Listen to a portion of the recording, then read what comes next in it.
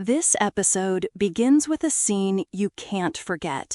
It's Thanksgiving night in Morenci, Michigan.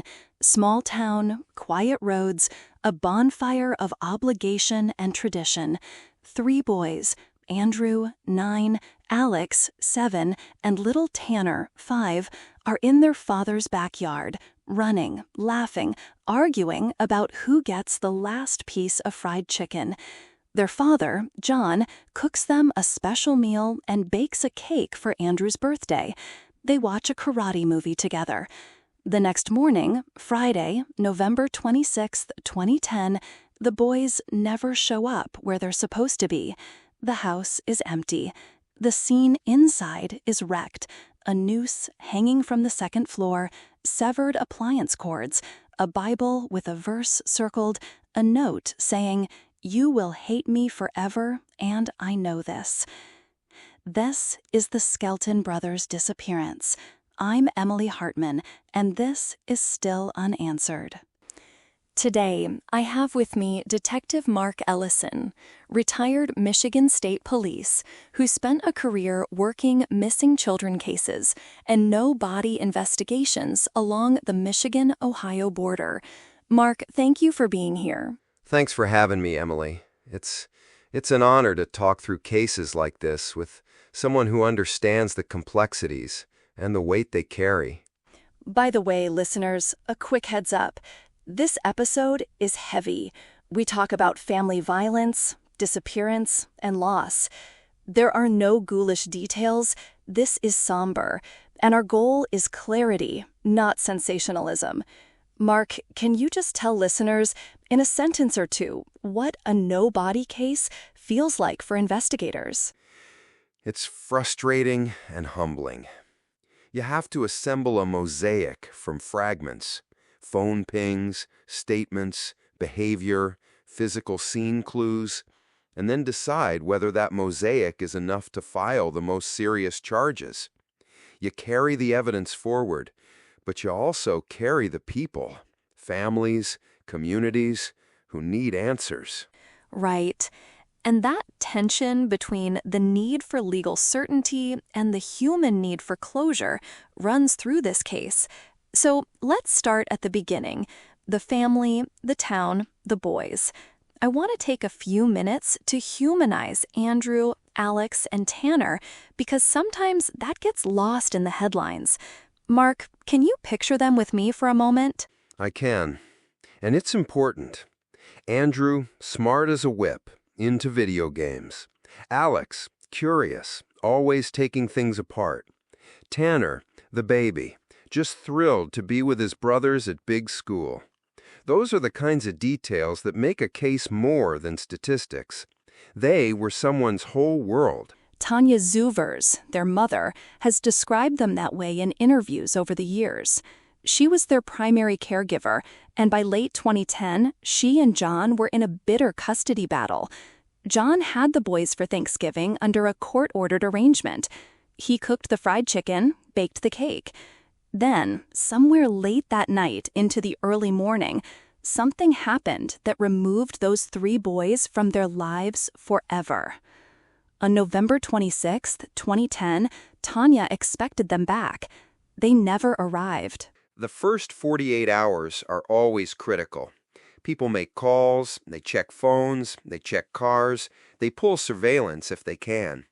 In this case, investigators immediately focused on John because he had the boys and then was not forthcoming. Let's go timeline. Mark, for listeners who follow evidence, talk through the phone records and movements that police later relied on. Sure. Based on tower pings and cell records, John was in Morenci in the early morning hours of November 26. Then his phone connects to towers in Ohio, about 20 miles away, after roughly 4 a.m. It then pings back in Morenci about 2 hours and 15 minutes later. That short round-trip window became vital. If you accept the phone data as accurate for positioning, which we do in most cases, that's a narrow time frame when a final and irreversible act could have occurred, and when any disposal would likely have taken place in rural areas along the border. 2 hours and 15 minutes. That doesn't leave a lot of time to drive, do something, and return, does it? No. It suggests whatever happened, if it did happen during that drive, was planned with an eye for speed and concealment. Rural roads, farm fields, bodies of water, those are places where things can be concealed and disappear from casual searches. Inside John's house, investigators found those visceral, disturbing elements I described earlier: a noose, severed cords, and the Bible with a verse circled. They found a note addressed to Tanya saying she'd hate him forever. Mark, how do investigators parse a scene like that? Scene interpretation is about pattern recognition and corroboration. The noose and severed cords suggest self-harm indicators, and that fits with the hospital story he gave, a suicide attempt. The note suggests remorse, or at least knowledge of wrongdoing. But as investigators, we don't let symbols alone decide things. We need corroborating evidence, searches, communications, physical evidence linking someone to the victims. Unfortunately, in many cases, a dramatic scene is both real and also a piece in someone's attempt to shape narrative. So John told multiple stories. He talked about a woman, Joanne Taylor, to whom he said he had given the boys. He later described an underground sanctuary and even told a pastor that he had sent them home, which an FBI agent interpreted as heaven. Those are wildly different accounts. How do those changing narratives factor in? Changing narratives are often self-incriminating in their own way. When you lie, you have to produce more lies to cover the first. Joanne Taylor, when the investigation showed no one by that identity connected to the case and the email tied back to John's IP, became evidence of fabrication. The underground sanctuary story also had no corroboration. So you have a pattern, multiple unverified stories, each implausible, and each one requiring investigators to chase dead ends. That behavior can show consciousness of guilt. It doesn't prove homicide without more, but it matters. Right. And we should be careful to separate what was later charged from what people assume. John's arrest on November 30, 2010, was for parental kidnapping and unlawful imprisonment. He eventually pleaded no contest in 2011 to those charges and was sentenced to 10-15 years. Mark, you worked these kinds of prosecutions. Why start with kidnapping and not murder? It's pragmatic. Early on, without bodies or a confession, prosecutors use what they can prove. Prosecuting unlawful imprisonment is moving forward with solid, provable elements, failed transfer, custody violations, and so on, rather than stalling until there's unequivocal proof of homicide. Also, plea agreements sometimes leave the door open to later, more serious charges if direct evidence emerges. That happened here. The no contest plea allowed for future murder charges should evidence later support them. Years pass. Each parole hearing, the community watches. John was denied parole multiple times because he wouldn't reveal the boys' whereabouts. Yet, by law, he was still serving a finite sentence. In 2025, Tanya asked a judge to declare the boys legally dead. The judge obliged, setting their date of death as November 26, 2010, but refused to name John as the killer. Then, murder charges were filed later in 2025, 3 counts of open murder and tampering with evidence, just as John's prison release loomed. Mark, how common is this arc? Initial non-murder charge, years of waiting, and then murder charges right before release. It's not uncommon in no-body cases. Prosecutors sometimes withhold homicide charges until they have a sufficiently strong circumstantial case that a jury would convict beyond a reasonable doubt. Gathering that case can take years. Digital evidence improves, witnesses talk, A pattern of lies solidifies, or forensic reanalysis yields more. Legally, it's better to bring charges when the chance of conviction is realistic than to rush and risk acquittal. But I won't sugarcoat it. For families like Tanya's, waiting is tormented. And that's the human cost. Decades of ambiguity, anniversaries, the plaque in Morency's park with the boys' names, the annual vigils. People in tiny towns like Morency live with that visual reminder every day. We'll get to that, but first, Mark, can you walk listeners through the search tactics investigators used in the immediate aftermath? The ground searches, cadaver dogs, water searches, abandoned buildings, landfills. Absolutely.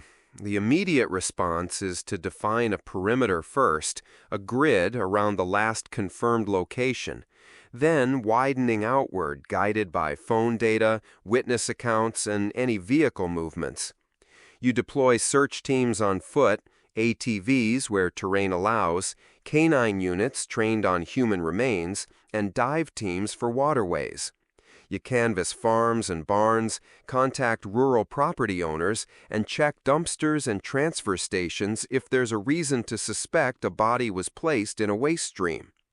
Investigators coordinated across agencies here: local police, Michigan State Police, FBI, and county units in Ohio. Despite hundreds of volunteers and repeated sweeps, they didn't find anything conclusively tied to the boys. Listeners often ask, how reliable are cadaver dogs and landfill searches? Can a body just be obliterated? Cadaver dogs are incredibly useful. Trained dogs can detect decomposition orders even when human teams can't. But detection depends on variables: wind, time, depth of burial, whether a body was exposed to water, and scavenging animals. In landfills, the mechanical process of compaction rapidly breaks down evidence. If remains enter a large waste processing system, retrieval can become nearly impossible unless you have early, very precise information. So yes, it's possible for bodies to effectively vanish to human searchers. That brings us back to John's early morning trip across the border. You said earlier the phone pings suggested a brief window into Ohio and then back. Investigators later described that as the most likely disposal window. What do you make of that, Mark?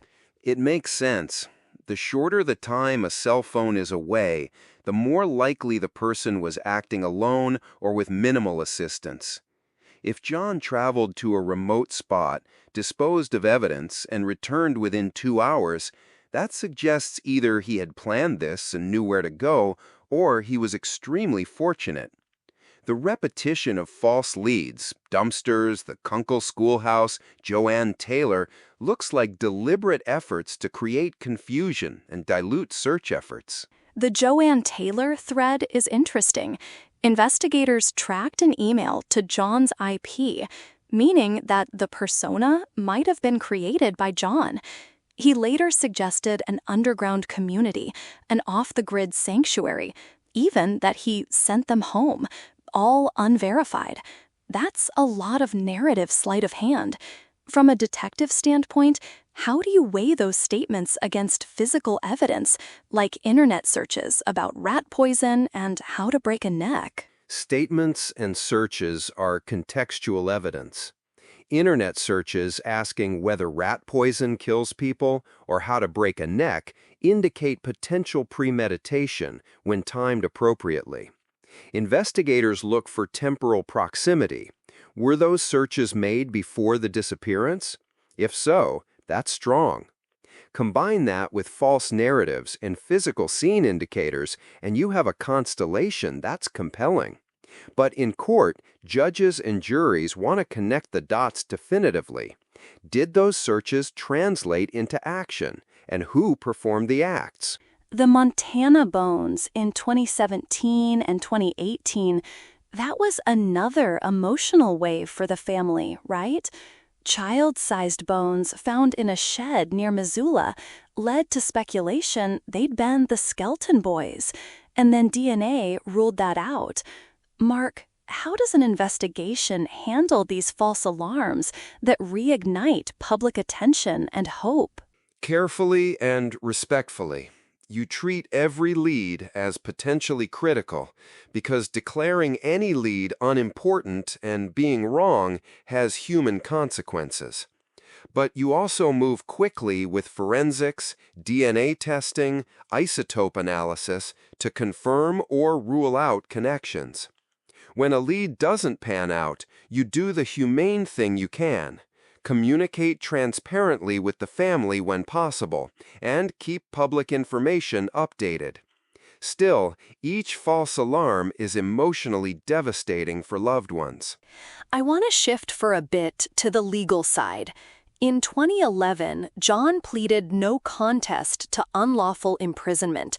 Why do some families take the plea, and what does no contest actually mean for later prosecutions?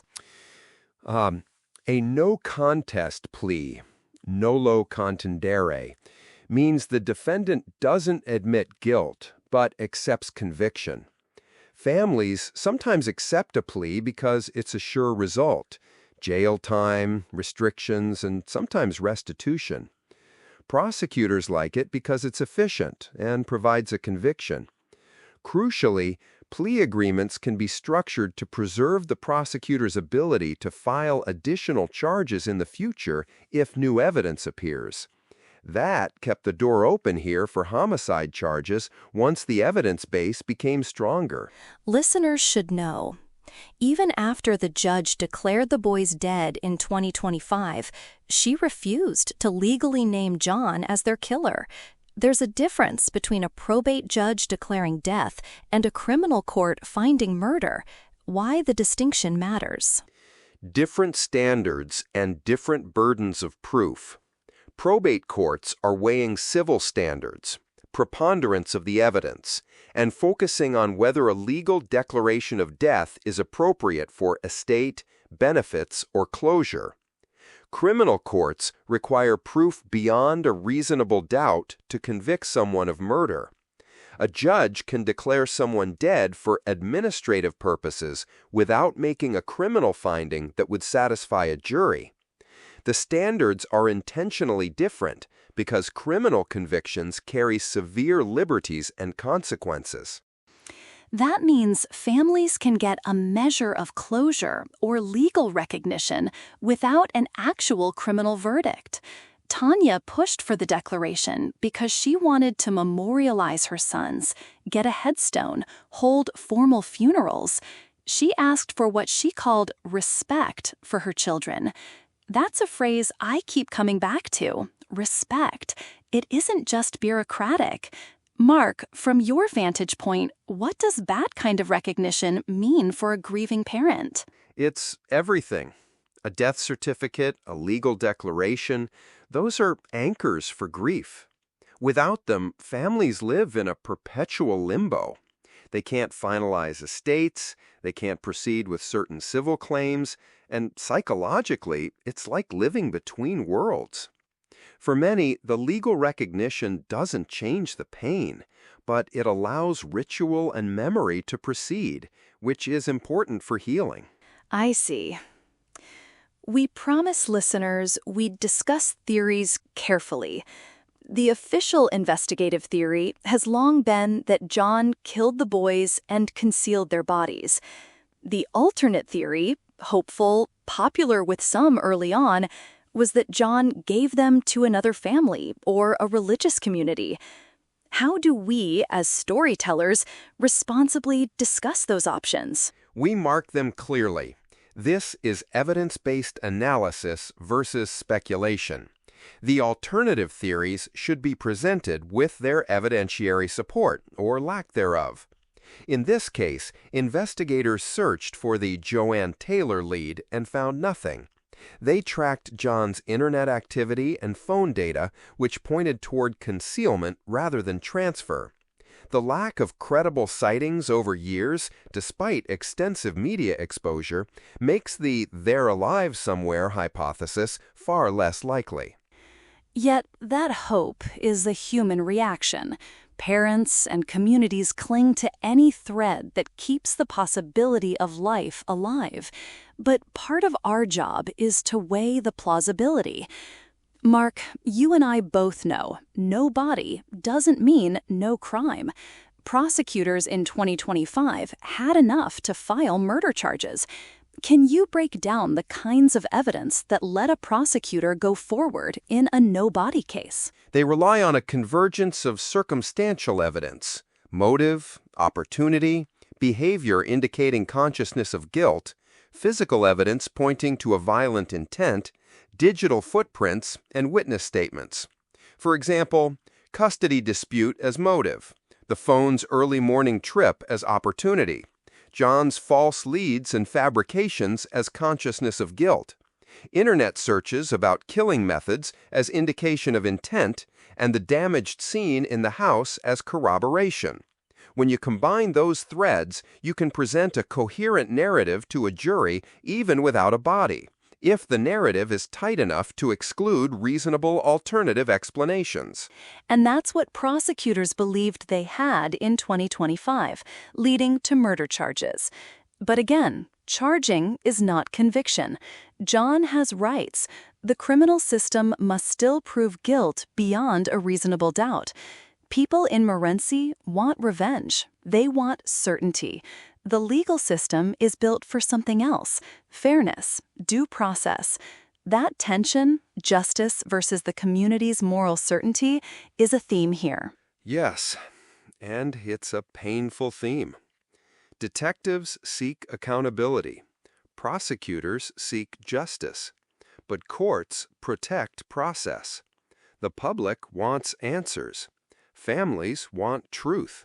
It's messy. Messy. I want to talk about why no bodies are found. We touched on it: water, rural burial, landfills. But let's dig into specifics: time, environment, animal activity.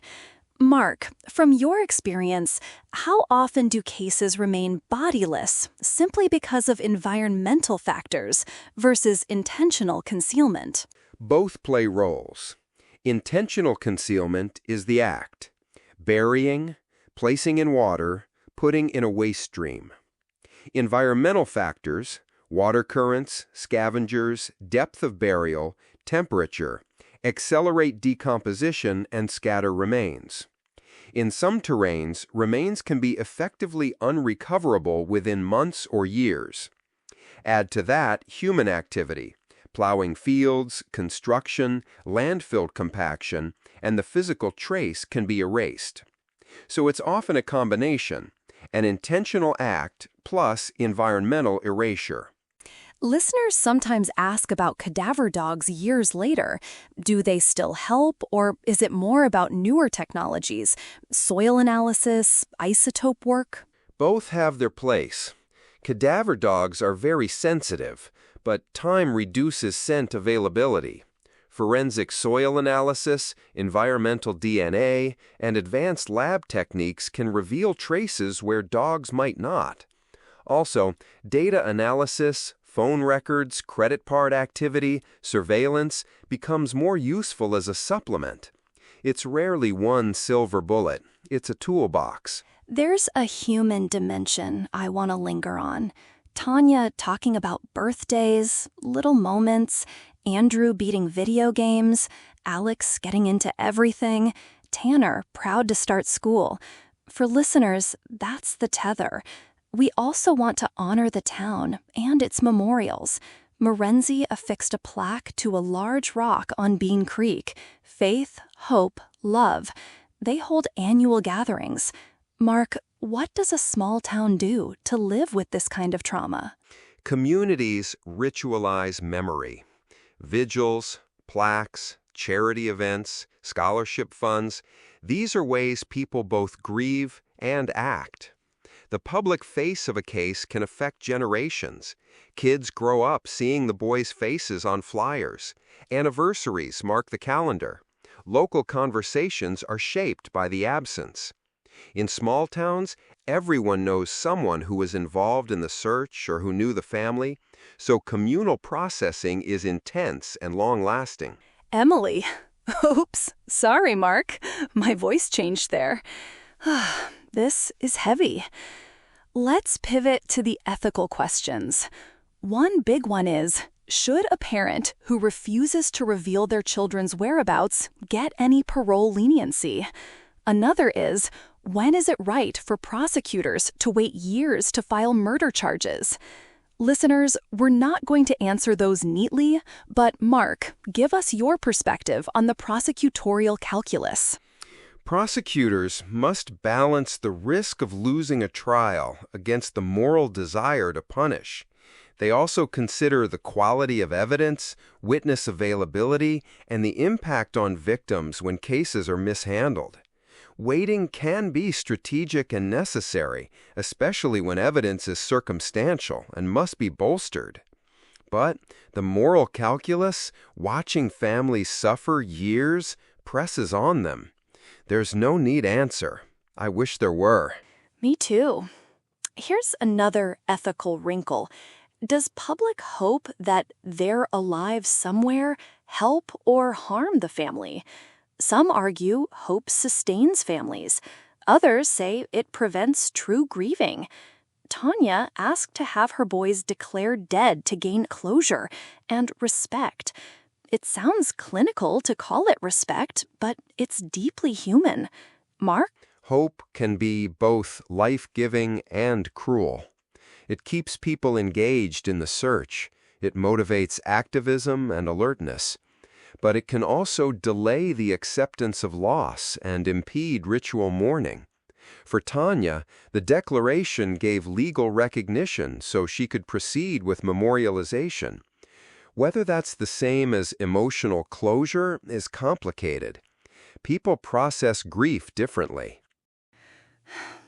Before we move to closing, I want to ask you, Mark, the practical detective question. What do you think investigators would still like to do in a case like this that they haven't been able to? Anything you would push to prioritize? Two things. First, follow up on every single scrap of digital evidence with the newest tools, cell site analysis, metadata, and any latent digital traces. Second, keep an eye on the human element. People's stories change with age and remorse. Sometimes jailhouse conversations, civil suits, or parole interviews produce small admissions that, stitched together, can be powerful. Never stop revisiting alibis and sightings with fresh eyes.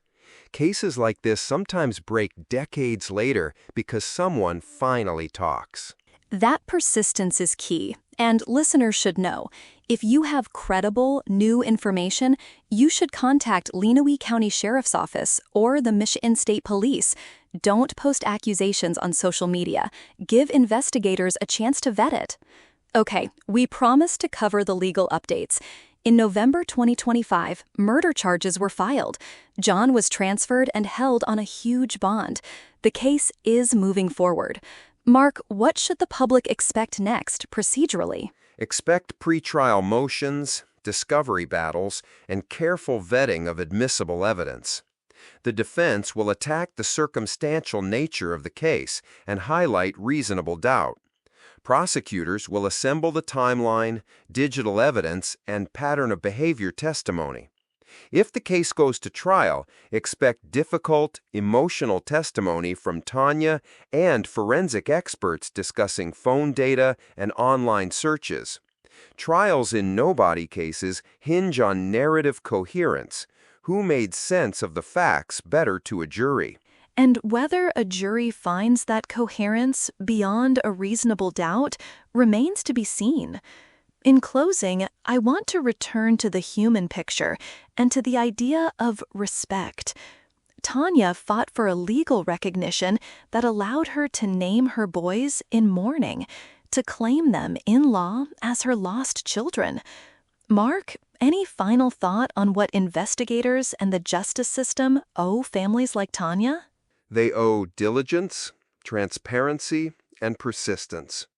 They owe a balance between patience for strong evidence and empathy for the family's need for answers. And they owe to the community the clear, honest communication that keeps trust intact.